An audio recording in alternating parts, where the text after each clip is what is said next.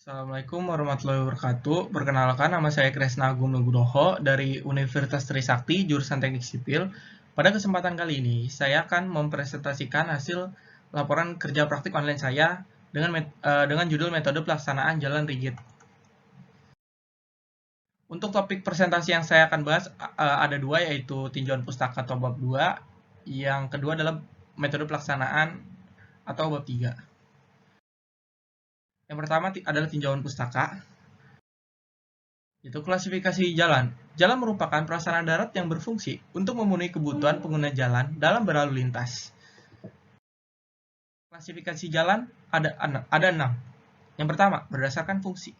Berdasarkan peranan jasa distribusi, pedoman kapasitas jalan Indonesia di tahun 2014, jalan terbagi menjadi dua, yaitu sistem jaringan jalan primer, yaitu pelayanan sistem jaringan jalan, pelayanan jasa distribusi untuk pengembangan semua wilayah di tingkat nasional dengan semua simpul jasa distribusi yang kemudian berwujud pusat-pusat kegiatan. Singkatnya, jalanan primer adalah jalan utama pelayanan jasa distribusi di tingkat nasional. Yang kedua adalah sistem jaringan jalan sekunder. Sistem jaringan jalan sekunder dengan peranan pelayanan jasa distribusi untuk masyarakat di dalam kawasan perkotaan. Lanjut, yang kedua, berdasarkan kendaraan. Maksudnya berdasarkan kendaraan yaitu klasifikasi berdasarkan kendaraan yang dinilai dari nilai volume, kapasitas, dan kecepatan. Terdiri dari jalan kelas 1 sampai kelas khusus dengan spesifikasi masing-masing. Yang ketiga, berdasarkan status. Sesuai perundang-undangan jalan yang ada di Indonesia, sudah dikelompokkan menjadi 5 dengan kewenangan dan status masing-masing, yaitu jalan nasional dengan kewenangan pemerintah pusat, jalan provinsi dengan kewenangan pemerintah provinsi, jalan kabupaten dengan kewenangan Pemkab, jalan kota dengan kewenangan Pemkot, dan jalan desa dengan kewenangan pemerintah desa.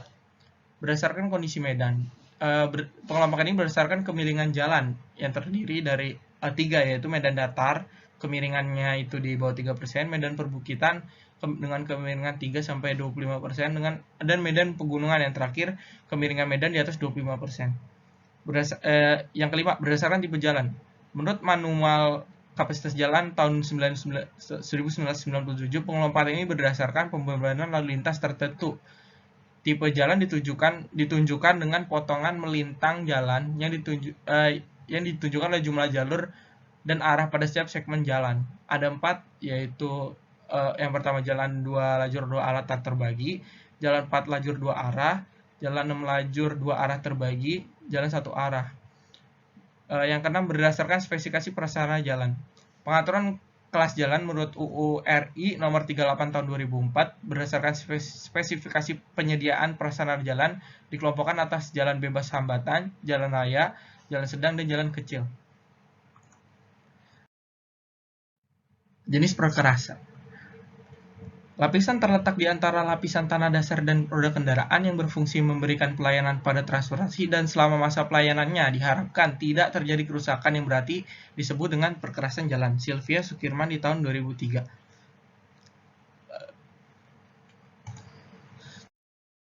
Jenis perkerasan yang ada di Indonesia itu ada 2, yaitu perkerasan lentur yang umumnya menggunakan bahan campuran beraspal sebagai lapisan permukaan serta bahan berputih sebagai lapisan bawahnya menurut SNI 1732 di tahun 1989, dan perkerasan kaku yang terdiri dari plat beton atau plat beton semen potan atau lapisan pondasi, bisa juga tidak ada di atas tanah dasar.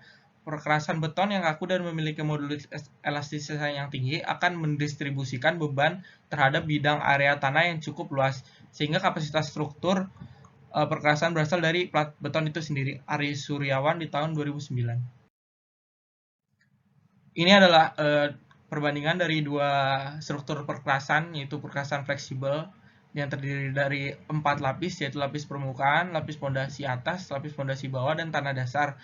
Sementara perkerasan beton hanya terdiri dari 3 komponen struktur, yaitu perkerasan beton semen dengan beton mutu tinggi dan pondasi bawah serta tanah dasar.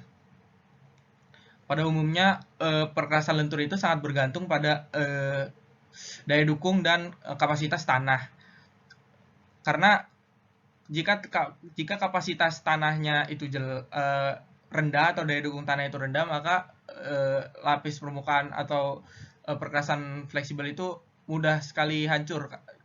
Artinya keawetan dan kekuatannya itu bertumbuh pada tanah dasar. Sementara kalau perkerasan kaku itu tidak, dia itu tidak bergantung pada tanah dasar, karena semua beban sudah diterima, didistribusikan melalui perkerasan beton semen. Lanjut ke peralatan. Tujuan dari penggunaan alat-alat berat tersebut adalah memudahkan manusia dalam mengerjakan pekerjaannya, sehingga hasil yang diharapkan dapat tercapai dengan lebih mudah dengan waktu yang lebih singkat.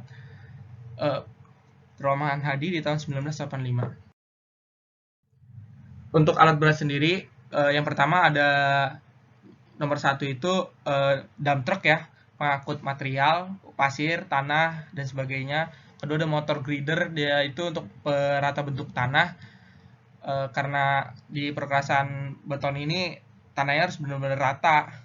Yang ketiga itu tandem roller memadatkan tanah untuk mendukung daya dukung tanah. Yang keempat itu ada ekskavator, dia itu untuk menggali tanah. Kelima itu ada mixer truck untuk mengangkut beton. Yang keenam itu lebih ke arah maintenance ya, untuk menyemprotkan air ke beton, perawatan, curing. Yang ketujuh itu ada pneumatic roller itu buat konsolidasi. Yang kedelapan itu namanya concrete vibrato truss screed. Yang ke-9 itu ada concrete cutter. Yang ke-10 ada concrete vibro. Yang ke-11 itu portable bar cutter buat motong tulangan. Masuk ke material. Material merupakan komponen penting dalam menentukan besar biaya suatu proyek yang diserap oleh material yang digunakan. Paulus dan kawan-kawan di tahun 1985. Untuk material sendiri itu terdapat dari tanah dasar, spesifikasi teknik, agregat kelas B, agregat kelas A, air, semen, pasir beton, zat additif, membran kedap air. Setelah itu saya akan membahas metode konstruksi. Metode pelaksanaan konstruksi itu terbagi dari 4 tahap, yaitu mobilisasi, pengangkutan alat-alat berat ke lokasi proyek, pekerjaan persiapan, pekerjaan tanah, dan konstruksi jalan. Yang pertama adalah pekerjaan mobilisasi, menyediakan atau mendatangkan sumber daya proyek. Pekerjaan mobilisasi akan berpengaruh pada keberhasilan proyek konstruksi. Karena pekerjaan mobilisasinya awal mulanya, kalau alatnya saja telat datang, maka proyek itu bisa kemungkinan telat dan itu rugi gitu. Pekerjaan persiapan itu terdiri dari pembuatan papan nama proyek, direksi kit atau ini office, dan bara kerja. Bara kerja itu untuk pekerja-pekerja proyek itu istirahat atau yang memang tinggal di sana jauh dari rumah. Biasanya bara kerja itu lokasinya itu dekat dengan proyek. Yang ketiga adalah persiapan alat kerja. Persiapan alat kerja itu dari alat ringan maupun alat berat yang sudah disiapkan tadi pada saat pekerjaan mobilisasi. Kedua adalah pekerjaan tanah. Pekerjaan tanah terdiri dari timbunan dan galian. Yang pertama adalah timbunan, yang bertujuan untuk pencapaian elevasi akhir subgrade yang disyaratkan dalam gambar rencana tanpa maksud khusus lainnya disebut dengan timbunan biasa. Sementara itu timbunan yang bertujuan untuk disyaratkan dalam gambar rencana dengan maksud khusus seperti mengurangi tebal lapisan pondasi bawah untuk memperkecil gaya lateral, tekanan tanah di belakang, dinding penahan tahan talus jalan. Yang kedua adalah galian. Pekerjaan galian mempunyai tujuan untuk membentuk elevasi tanah sesuai dengan yang sudah direncanakan dengan cara dilakukannya pekerjaan pemotongan tanah atau pengambilan tanah. Singkatnya, kalau elevasi itu lebih tinggi akan digali untuk supaya sama elevasinya dengan elevasi yang lain, begitu. Langsung masuk ke pekerjaan konstruksi jalan. Pertama adalah penyiapan segmen jalan. Itu merupakan tahap awal dari pekerjaan konstruksi jalan yang berguna untuk memudahkan dan memperlancar proses pengerjaan serta berguna untuk memastikan bahwa semen yang dicoret nanti bersih dan rata dan dapat dilakukan perbaikan sebelum pengecoran apabila ada elevasi yang tidak sesuai. Pekerjaan penyiapan segmen jalan itu ada pengukuran elevasi, bertujuan untuk memastikan bahwa segmen jalan yang akan dilakukan pengecoran sama rata dan mudah dilakukan pengecoran.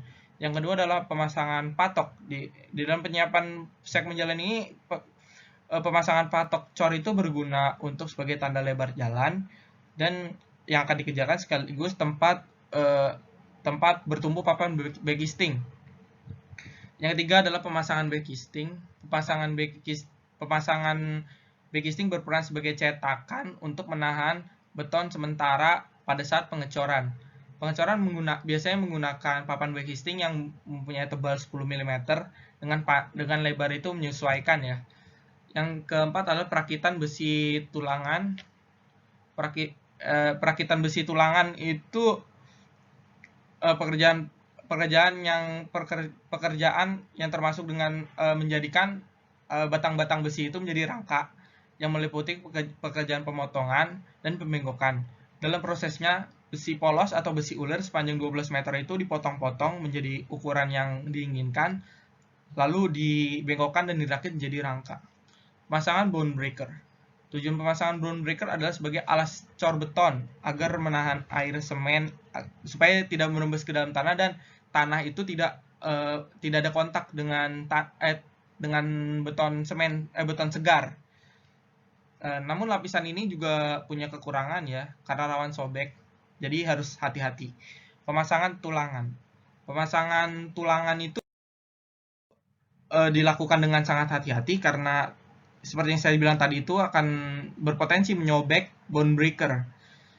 Biasanya pemasangan tulangan ini dilakukan secara manual oleh tukang dengan meletakkan balok, kemudian tulangan plat, lalu dikunci dengan kawat baja. Setelah itu disusul dengan pemasangan dowel. Pengecoran plat beton. Setelah backisting dan tulangan sudah dipasang, maka pengecoran itu dapat dilakukan. Biasanya menggunakan ready mix ya, atau bisa dicor di site juga pakai mixer biasa.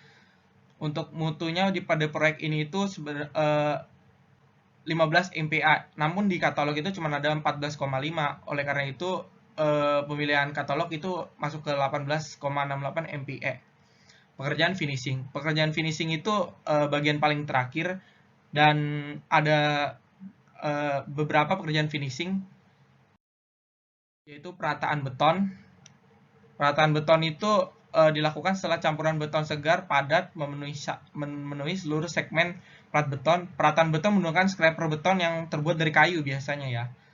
Ada lagi grooving atau penyempurnaan. Pekerjaan grooving atau pemberian tekstur permukaan ini dimaksudkan untuk mencegah aquaplaning atau hydroplaning, yaitu fenomena tidak terjadinya kontak atau gaya gesek ban terhadap aspal karena adanya air. Yang ketiga adalah cutting beton ya. Pekerjaan cutting beton ini pada posisi tulangan dowel.